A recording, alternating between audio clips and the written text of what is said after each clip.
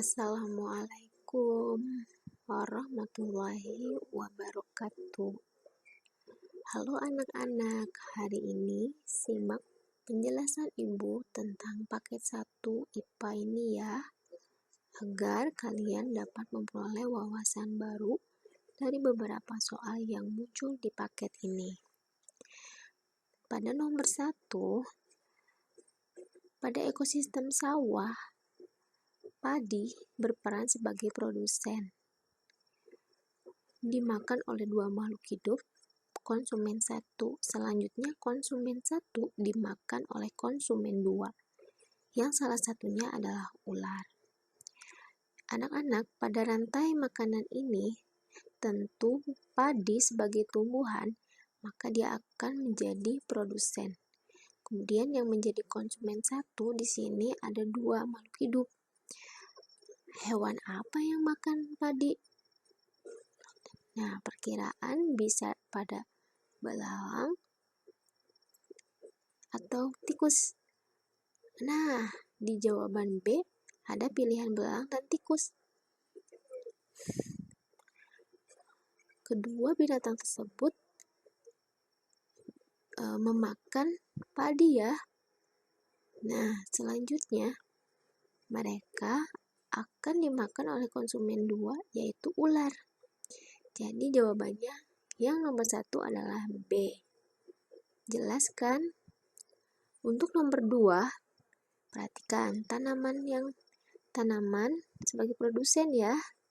Pasti setiap tanaman sebagai produsen anak-anak. Dan hewan yang pertama memakannya itu disebut sebagai konsumen 1. Kemudian hewan berikutnya konsumen 2, konsumen 3, bahkan sampai bisa konsumen 4, dan berakhir pada pengurai. Apa pengurai? Pengurai itu seperti bakteri lagi ya. Nanti akan Ibu jelaskan lebih lengkap.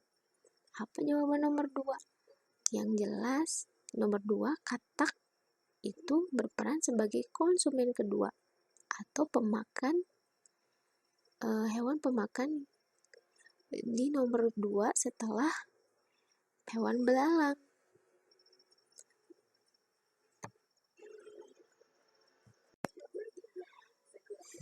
Oke, untuk nomor 3 ini kita harus tahu dulu ciri khas dari tanaman kaktus. Pernah Ibu ajarkan ya tentang kaktus ini. Kita ingatkan lagi. Ciri-ciri dari kaktus adalah daun berupa duri untuk mengurangi penguapan fungsinya, batangnya tebal, mengembung untuk menyimpan cadangan air, akar panjang untuk mencari sumber air dan menyerapnya ke batang, kulitnya tebal dan keras untuk pertahanan dan perlindungan diri. Kaktus merupakan tumbuhan sukulen, yaitu tumbuhan yang menyerap dan menyimpan air pada batang. Kira-kira jawaban yang tepat adalah yang D. Batangnya yang tebal dan berair, serta memiliki daun yang berbentuk duri. Untuk nomor 4, anak-anak, ini ciri khas dari seekor cecak. Pernah Ibu ajarkan juga. Cecak yang akan dimangsa oleh seekor kadal untuk perlindungan dirinya, si cecak terhadap kadal tersebut akan memutuskan ekornya. Jawabannya D. Nomor 5, ekosistem sawah. Nah, ini kembali lagi ke pelajaran tentang rantai makanan ya, di mana tumbuhan padi itu sebagai produsen. Kemudian di sini muncul tikus, berarti tikus sebagai konsumen 1-nya, ular konsumen 2-nya, elang sebagai konsumen ketiganya. Ada kasus jika tikus punah, hal yang akan terjadi adalah tikus itu makanan ular ya. Otomatis kalau tikus tidak ada, ular tidak akan bisa makan, maka ular pun akan punah juga. Jadi jawabannya adalah Yang mana? C. Ulat akan punah karena tidak ada makanan. Untuk yang nomor 6, burung merpati memiliki kantong udara yang berfungsi untuk merpati itu burung, seekor burung. Anak-anak, ciri khas dari burung adalah dia pasti memiliki kantong udara. Fungsinya apa? Kantong udara ini fungsinya adalah sebagai alat pernapasan yang membantunya saat terbang. Jadi jawabannya adalah yang B. Untuk nomor berikutnya, nah ini tentang daur hidup. Anak-anak,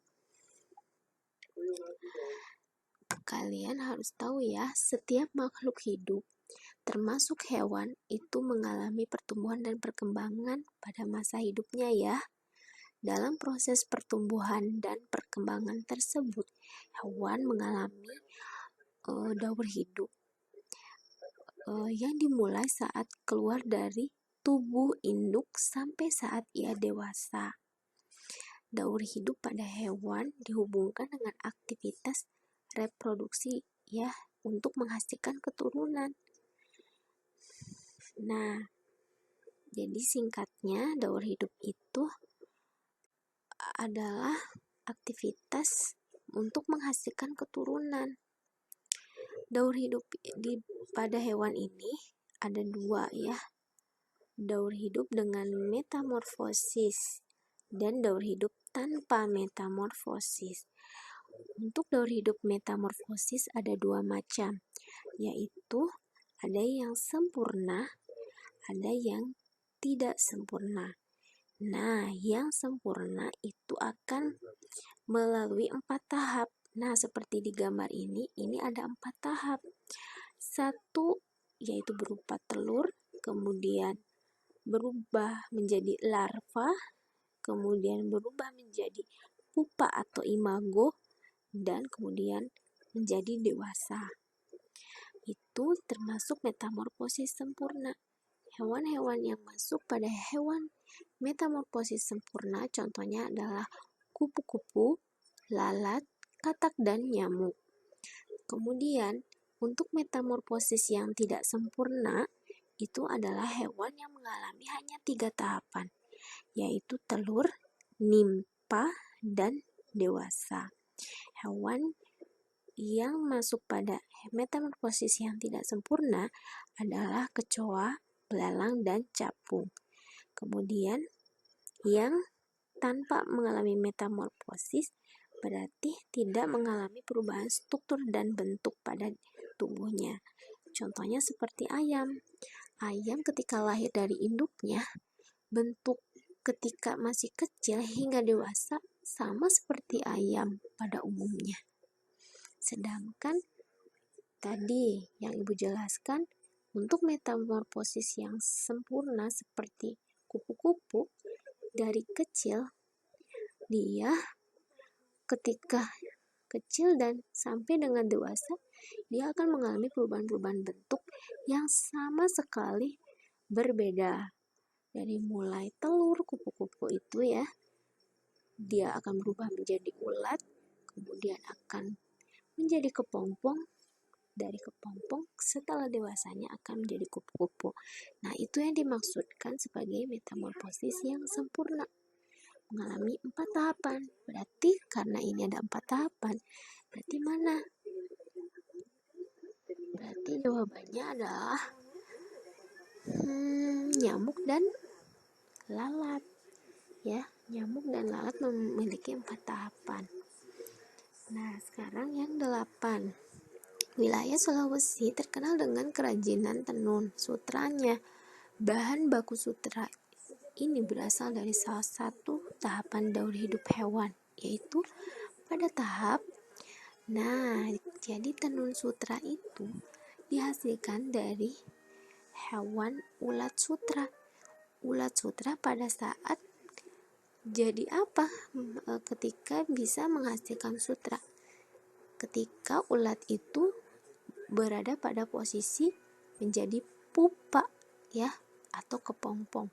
Jadi ketika menjadi kepompong, di sanalah sutra dihasilkan.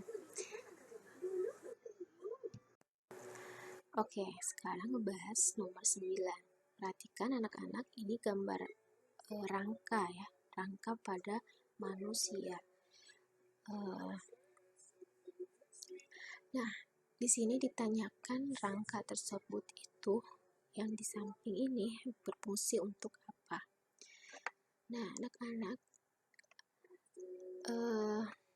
singkatnya Ibu bahas ya tentang rangka, nanti lebih jelasnya lewat penjelasan khusus. Jadi, jika kalian melihat rangka pada manusia seperti di gambar tersebut, maka jawaban yang pasti adalah untuk menopang tubuh saat berdiri. Kenapa? Jawabannya itu karena jika tidak ada rangka tersebut pada tubuh manusia, maka tubuh manusia tidak bisa tegak, ya, tidak bisa tegak. Bisa kita bayangkan jika kita tidak memiliki tulang tersebut, rangka tersebut, maka mungkin kulit-kulit kita akan tergeletak begitu saja di lantai, tidak bisa berdiri. Nah, kemudian sudah jelas ya, jadi jawaban yang tepat adalah C. Untuk nomor 10, mengenai alat pernapasan pada manusia. Nah, alat pernapasan pada manusia tentunya adalah paru-paru. Nah, anak-anak, di dalam paru-paru manusia, kalian harus tahu ada yang namanya alveolus. Apa fungsi dari alveolus tersebut? Alveolus ini adalah tempat pertukaran oksigen dengan karbon dioksida. Berarti, maksudnya bagaimana? Maksudnya adalah ketika udara masuk kepada hidung, kemudian masuk kepada tenggorokan, ya.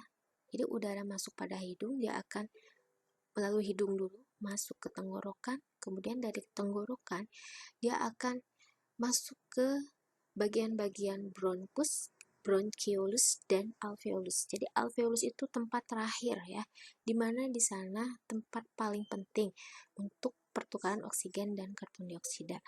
Maksudnya adalah tempat mengikat daripada oksigen dan untuk melepaskan karbon dioksida. Jadi jawaban yang paling tepat adalah D. Ya. Kemudian yang nomor 11. Untuk nomor 11, ini adalah organ ya, organ tubuh dalam pada manusia. Di sana terdapat hati, lambung, kemudian usus halus dan usus besar. Yang ditanyakan pada soal tersebut adalah tentang fungsi daripada hati. Anak-anak perlu diketahui, fungsi hati itu adalah untuk menghasilkan getah empedu.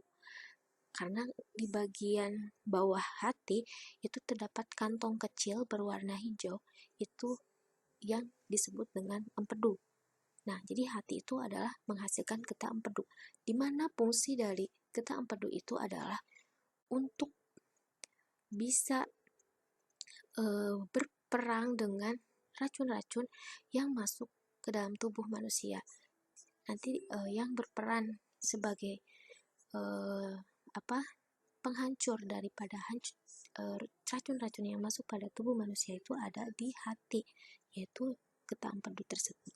Jadi jawabannya yang D.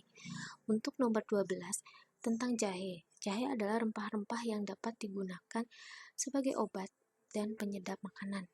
Ya, kita tahu ya. Nah, untuk mengembangbiakan tanaman jahe ini, kita dapat menggunakan apa? Ini sudah kita bahas sebelumnya.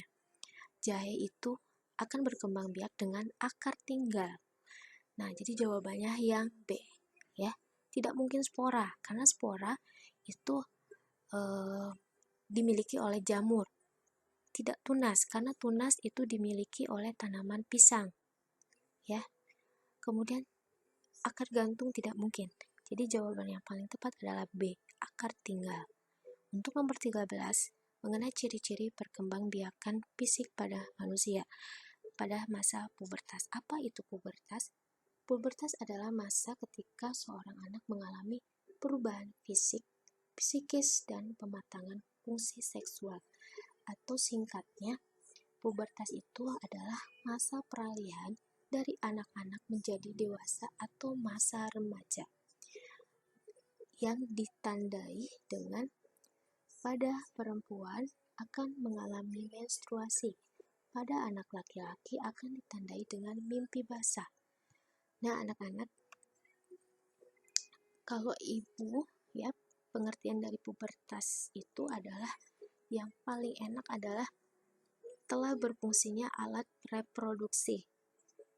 Nah, itu ya, telah berfungsinya alat reproduksi. Apa sih alat reproduksi itu? Alat reproduksi itu adalah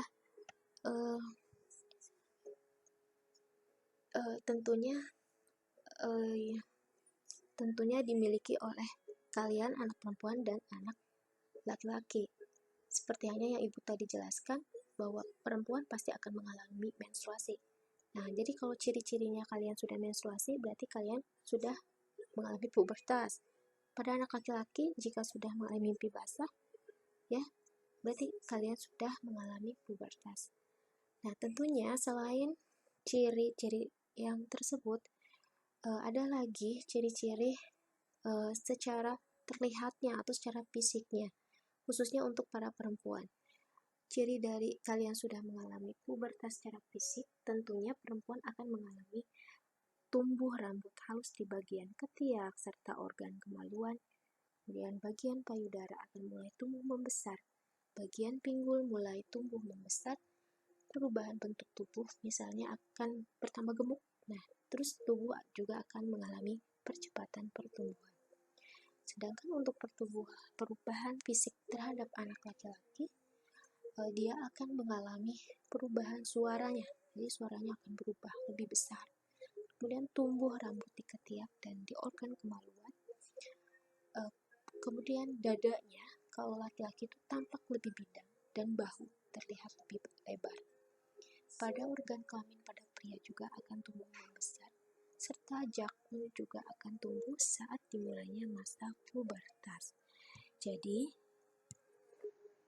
jawaban yang paling tepat di sini adalah yang C ya, yang B, di mana pinggul akan melebar, membesar artinya ya, menstruasi dan tumbuh rambut di bagian ketiak pada perempuan. Jadi jawaban yang paling tepat adalah B. Oke, kita lanjut lagi di nomor 14. Perhatikan untuk nomor 14. Ini tentang menjaga atau memelihara kesehatan alat pencernaan. Alat-alat pencernaan kita yang paling utama adalah di mana anak-anak lambung ya. Nah, bagaimana sih caranya kita memelihara alat pencernaan tersebut? Nah, jawaban yang paling tepat adalah dengan menerapkan pola makan yang teratur.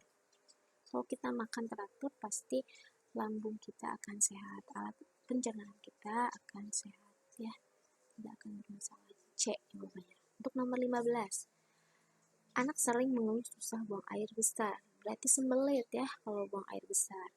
Jadi si tinjanya itu mengeras, susah keluar. Bagaimana caranya agar bisa mencegah sembelit tersebut? Nah, caranya adalah dengan makan makanan yang berserat. C jawabannya. Apa sih makanan yang berserat? Seperti sayur-sayuran, buah-buahan, dan seperti itu ya. Kemudian 16.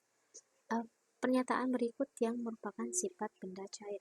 Nah, sebelum kita menjawab, Ibu ingin menjelaskan terlebih dahulu bahwa sifat-sifat suatu benda itu ada 3 macam, ada yang padat, cair, dan ada yang gas.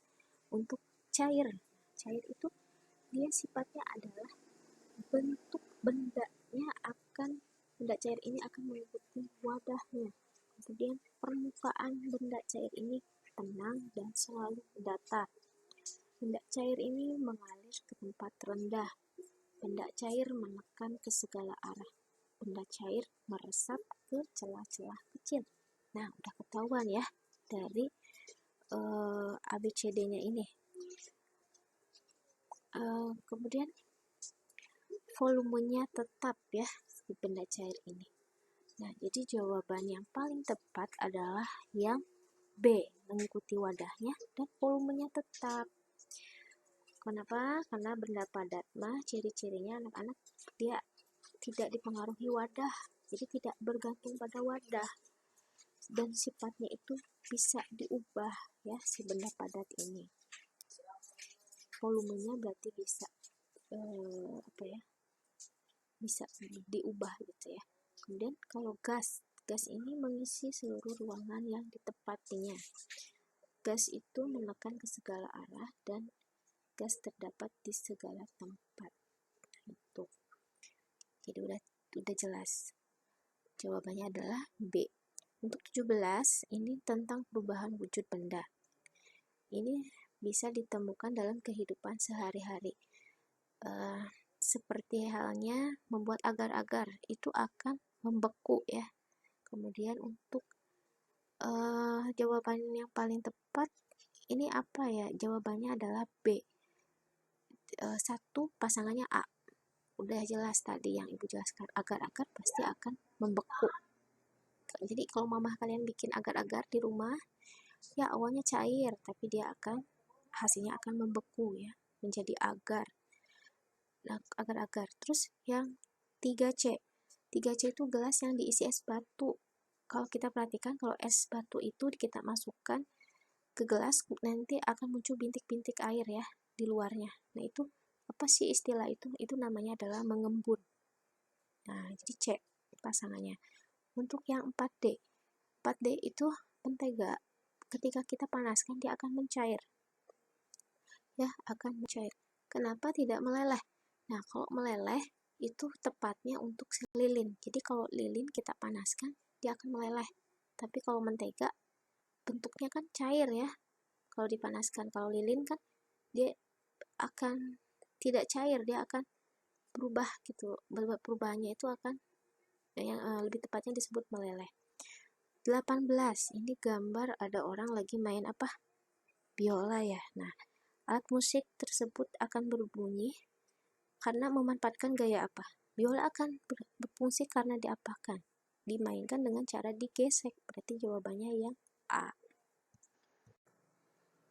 Oke, untuk nomor 19. Ini tentang energi alternatif yang dapat dimanfaatkan manusia. Apa itu energi alternatif? Energi alternatif adalah energi yang berasal dari sumber energi yang dapat diperbaharui. Sumber daripada energi alternatif ini anak-anak adalah seperti tenaga surya. Tenaga surya itu dari sinar matahari, dari matahari. Kemudian tenaga angin, kemudian dari panas bumi, dan juga dari air. Itu contoh-contoh dari energi alternatif. Sumber daripada energi alternatif ini dapat digunakan untuk menggantikan bahan bakar fosil. Bahan bakar fosil itu anak-anak bahan bakar dari tulang-tulang hewan purbakala ya, yang tertimbun lama di dalam perut bumi. Kalau contoh realnya itu adalah seperti bensin, minyak tanah. Nah, itu adalah bahan bakar fosil, dimana kalau kita memakai, contohnya kita memakai bensin, itu bisa membuat polusi udara. Beda halnya dengan energi alternatif.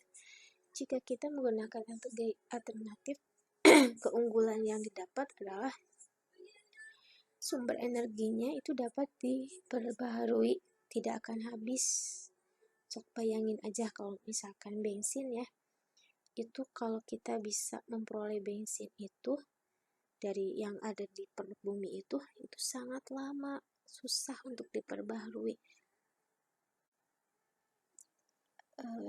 Kalau habis itu susah didapatkan. Beda halnya dengan energi alternatif, contohnya adalah air. Air itu mudah ya didapatkannya, bisa dari mata air, dari sumur, dari sungai, yang bisa diperbaharui gitu dengan sangat mudah. Kemudian dengan kita menggunakan energi alternatif itu juga akan lebih ramah lingkungan. Kan kalau bensin bisa menyebabkan polusi, kalau air tidak akan menyebabkan polusi ya. Nah, kemudian apalagi sumber energi alternatif itu akan menghemat daripada pengeluaran. Ya iya ya, kalau misalkan pakai bensin kan itu kadang-kadang naik ya, suka ada kan kalau di berita naik BBM, nah itu naik bensinnya, harga bensinnya gitu ya, karena susah ya gitu mencari bensinnya itu, karena susah diperbarui. Sedangkan air kan mudah. Yang penting kalau saat ini tetap saja sih kalaupun kita mau menggunakan air juga kita harus menghematnya ya, walaupun banyak sumbernya bisa diperbarui. Yang sekarang kita alami saat ini di globalisasi ini adalah susahnya air bersih. Kalau air kotor mah banyak ya, tapi yang susah itu air bersihnya. Kita aja yang harus bisa mendisiplinkan diri agar kita bisa menghemat air. Kalau ya energi alternatif lain seperti angin, matahari, cahaya matahari itu mah banyak, itu mah datang natural gitu dari Allah yang tentunya itu tidak akan pernah habis. Nah, kita harus bersyukur di sini anak-anak ya. Maka dari itu, jaga rawatlah bumi ini dengan baik. Jadi nomor 19 apa jawabannya? Nah, nomor 19 jawabannya adalah tentunya C ya. Lampu itu menghasilkan energi cahaya yang dapat digantikan dengan sinar matahari di siang hari. Nah, jadi orang tua kalian jika siang hari tentunya lampu itu dimatikan karena ada energi alternatif yang telah membantu pencahayaan di siang hari berasal dari matahari. Nah, itu jelas ya. Nomor 20. Apa itu? Persediaan energi listrik terbatas. Padahal banyak peralatan rumah tangga yang manfaatnya dapat memanfaatkan energi listrik. Salah satunya kita dapat untuk menghemat energi listrik adalah apa nih? Jawabannya nomor 20. Jawabannya adalah untuk jawabannya C ya, mematikan lampu saat tidak digunakan. Itu adalah bentuk daripada kedisiplinan kita terhadap menghemat energi listrik. 21.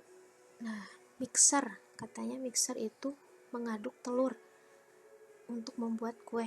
Nah, benda listrik yang lain yang dapat mengalami perubahan energi yang sama seperti alat yang digunakan ibu saat menggunakan mixer ini apa?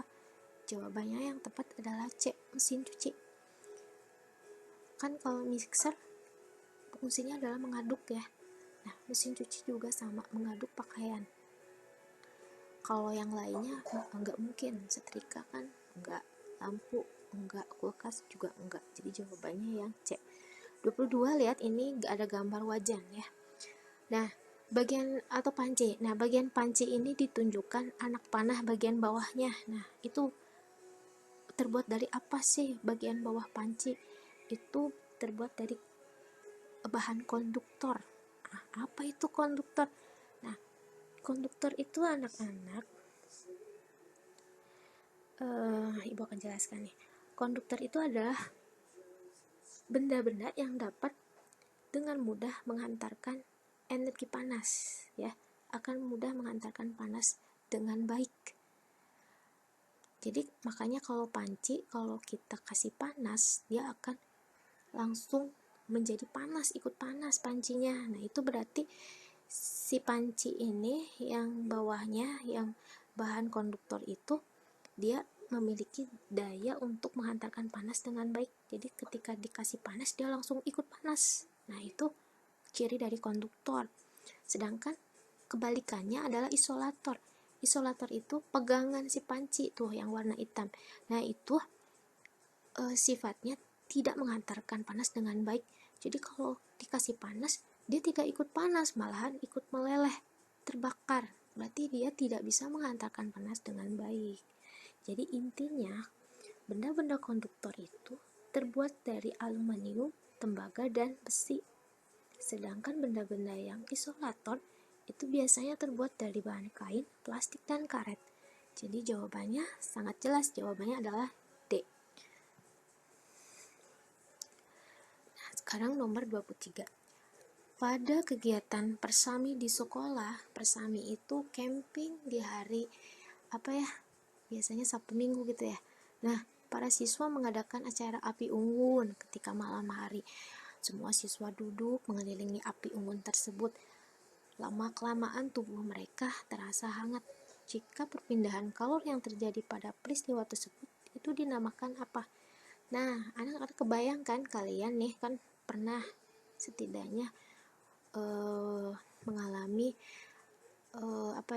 kegiatan camping ya. Pasti ada nih di sini yang pernah camping terus ikutan api unggun. Pasti kalian akan mengelilingi si api unggun itu, dan apa yang dirasakan ketika kalian dekat dengan api unggun itu adalah terasa hangat. Nah, itu adalah proses yang disebut dengan radiasi. Apa sih radiasi, Bu?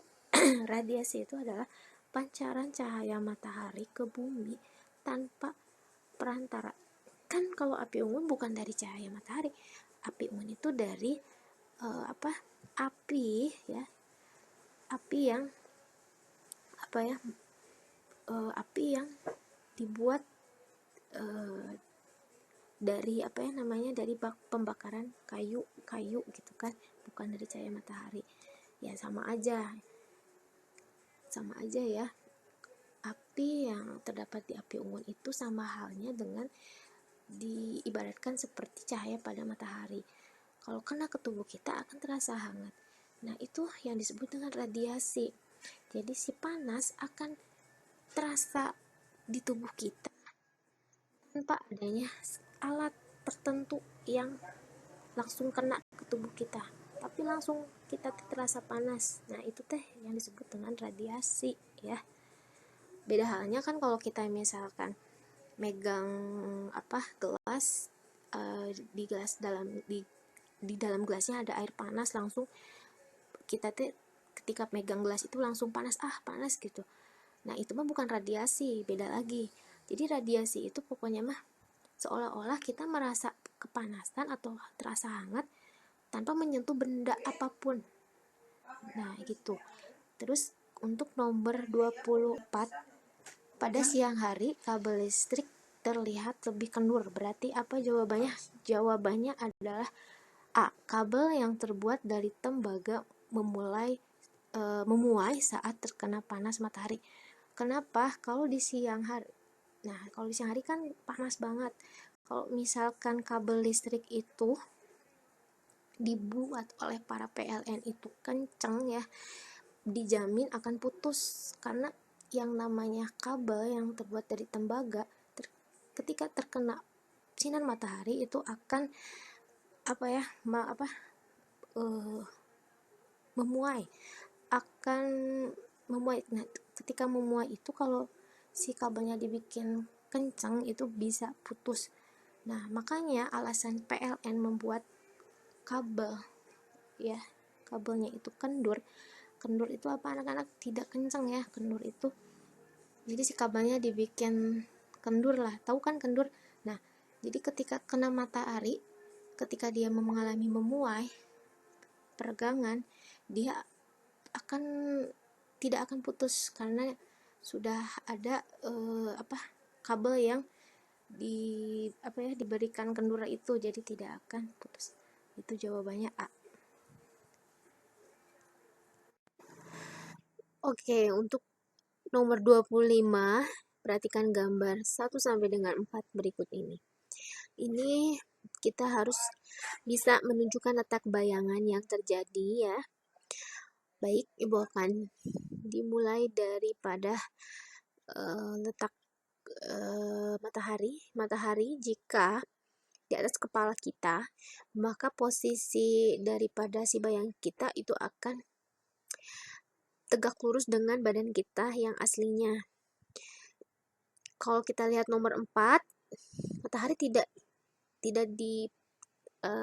tidak pas di kepala kita, tapi si bayangannya tegak lurus, berarti itu salah. Nomor 3, bayangannya itu lebih banyak ke arah timur ya, mataharinya padahal ada di atas kepala kita, itu juga salah. Nomor 2, mataharinya berada di timur ya, tapi si bayangan itu ada di belakang, tegak lurus ya, belakang kita, itu juga salah. Berarti yang benar adalah yang 1, di mana di bagian timur muncul matahari mengenai diri kita, maka bayangan pun akan muncul di bagian barat.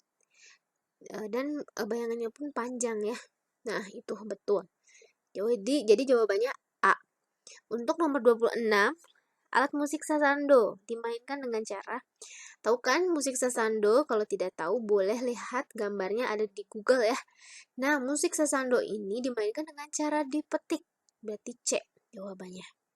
Untuk 27, perhatikan gambar berikut ini. Nah, ini adalah semacam praktek percobaan tentang pembuktian bahwa cahaya itu bisa merambat lurus. Tuh, lihat aja tuh cahayanya masuk ke lubang-lubang suatu benda yang sengaja dilubangi tengahnya, dan cahayanya itu tidak aneh-aneh gitu ya, enggak sampai arahnya itu tidak beraturan, tapi ini beraturan. Dia itu akan lurus gitu ya, nampak lurus tuh, lihat.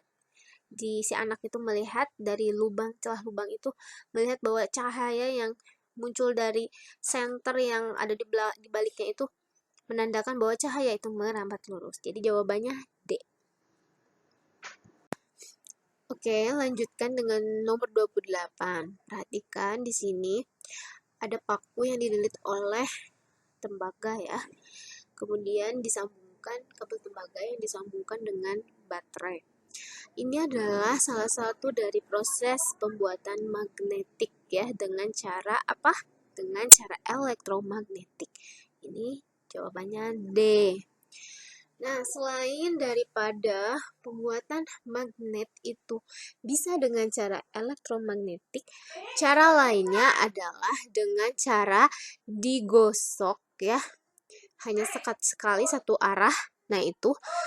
Kemudian cara lainnya lagi ada dengan cara induksi. Induksi itu jadi si pakunya ditempel saja langsung oleh si magnet itu, ditunggu sampai beberapa hari, kemudian nanti dia lepas dan nanti akhirnya si pakunya akan menjadi si magnet tersebut gitu anak-anak. Jadi hanya ada 3 ya, induksi, menggosok, dan elektromagnetik.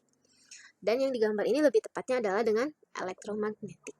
Untuk nomor 29, ini ada rangkaian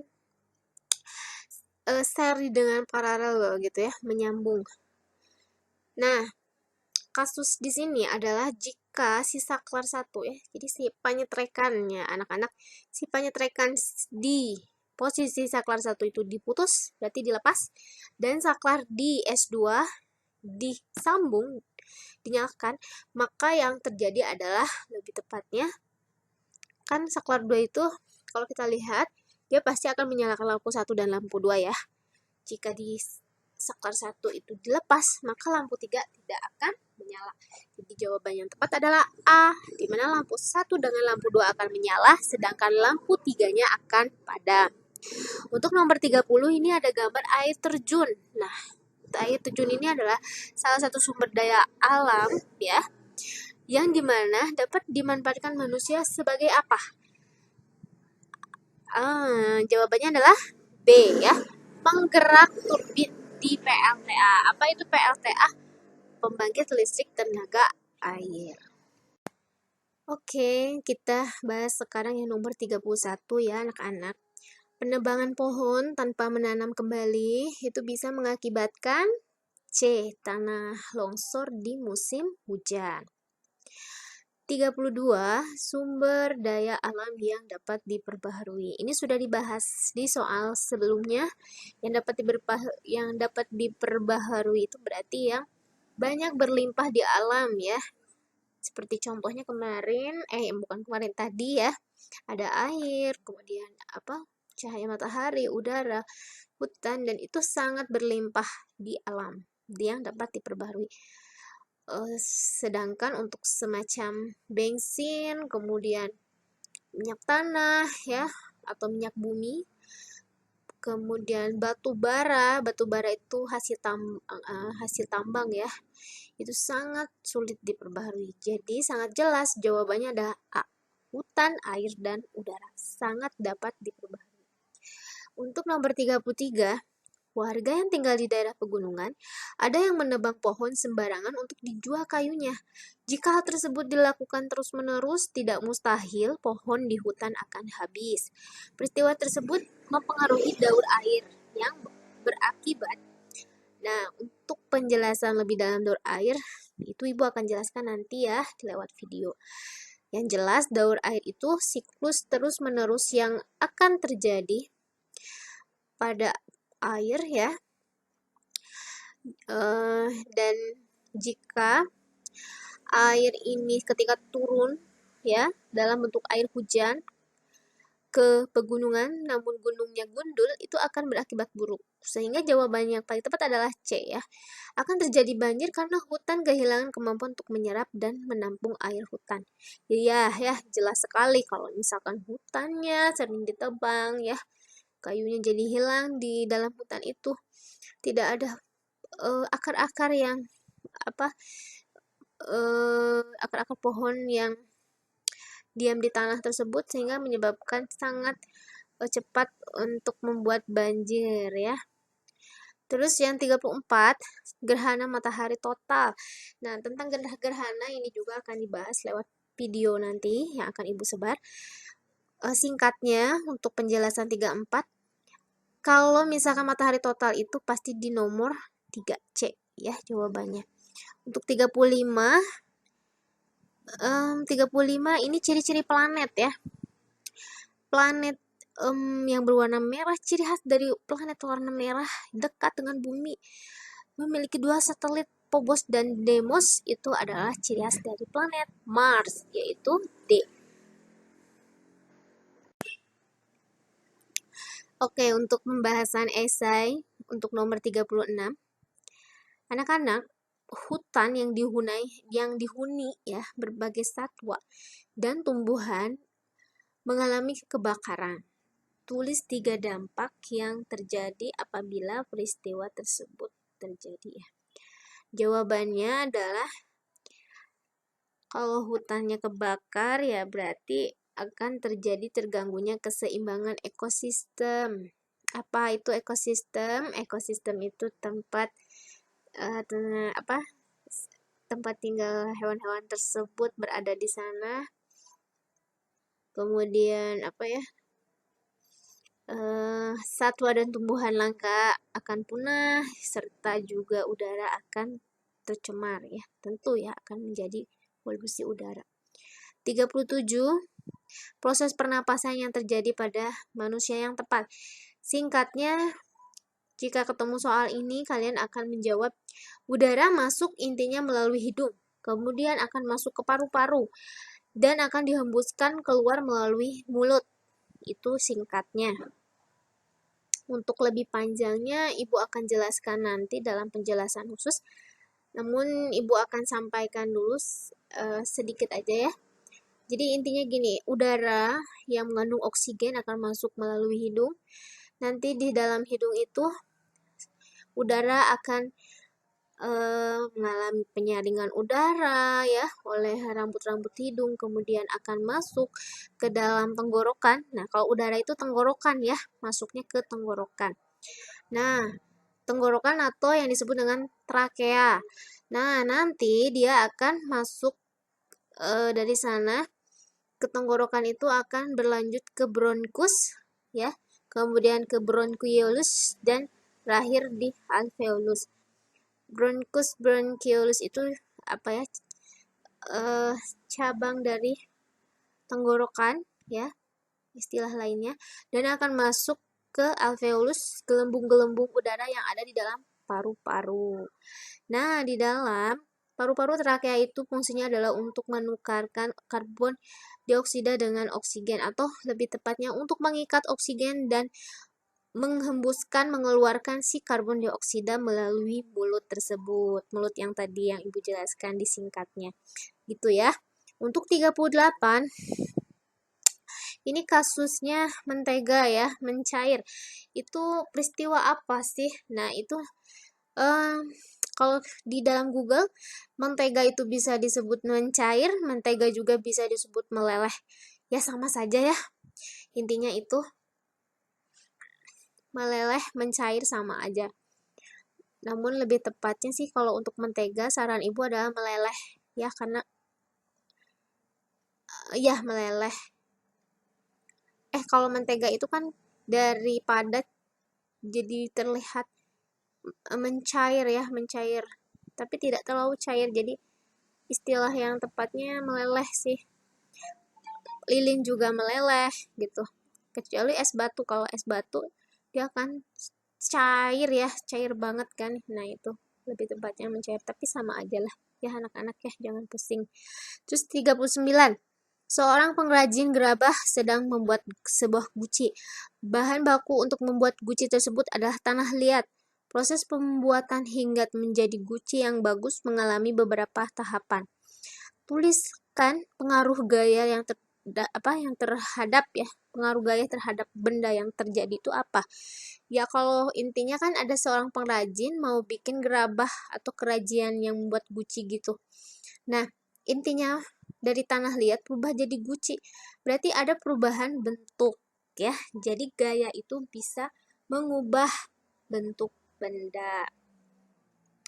Selain mengubah bentuk benda, gaya juga anak-anak perlu diketahui, dia juga bisa menggerakkan benda yang diam atau mengubah posisi benda, bisa juga membuat benda yang tadinya bergerak menjadi diam, seperti mobil lah, tadinya bergerak, direm jadi diam gitu, atau dari diam jadi bergerak, kebalikannya jadi bergerak, dari diam bergerak ya jadi bergerak. Terus gaya tadi ya, yang contoh guci itu adalah mengubah bentuk benda dari tanah jadi guci. Terus apa lagi? Ada dua lagi. Gaya bisa mengubah arah gerak benda. Seperti kita main bola ya, dari main bola itu kan ada lempar-lempar bola, itu bisa mengubah arah benda. Juga gaya dapat mengubah kecepatan gerak benda. Jadi kalau semakin dicepatin ya melaju mobil, akan gerak bendanya itu. Tapi dilambatin ya akan ikut melambat benda itu. Nah, gitu. Untuk nomor 40, sumber daya alam yang dapat diperbaharui merupakan sumber daya alam yang jumlahnya tidak akan habis walaupun dipakai terus-menerus. 3 sumber daya alam yang dapat diperbaharui yaitu apa anak-anak? Ya, air, udara, cahaya matahari yang banyak sekali terdapat di alam. Ya, terima kasih anak-anak sudah mendengarkan penjelasan IPA di paket 1 ini. Mohon agar kalian bisa menyimaknya dengan teliti dan baik-baik agar ilmu yang didapatkan bisa kalian manfaatkan sehingga pengetahuan kalian bisa bertambah. Ya udah ya, sudah dulu. Wassalamualaikum warahmatullahi wabarakatuh.